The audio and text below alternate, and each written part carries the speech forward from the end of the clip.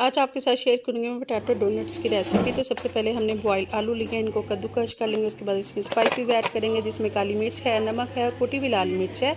और वेजिटेबल में मैंने इसमें हरा धनिया डाल दिया है, प्याज है, गाजर है और हरी मिर्चें हैं। 2 चम्मच कॉर्नफ्लोर लेंगे, 2 चम्मच मैदा लेंगे, 1 कप मैंने इसमें ब्रेड क्रम्ब डाल दिया है और साथ में 1 अंडा डालेंगे और इनको अच्छे से मिक्स कर लेंगे। एक डो बना लेंगे इसकी।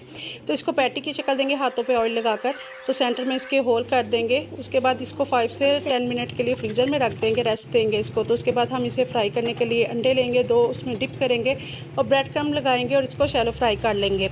और ये हमारे बहुत मज़े के जो उनसे डोनट रेडी हो चुके हैं। अगर आप लोग को वीडियो अच्छी लगे तो इसको लाइक कीजिएगा, चैनल को सब्सक्राइब कीजिएगा। Thanks for watching. अल्लाह।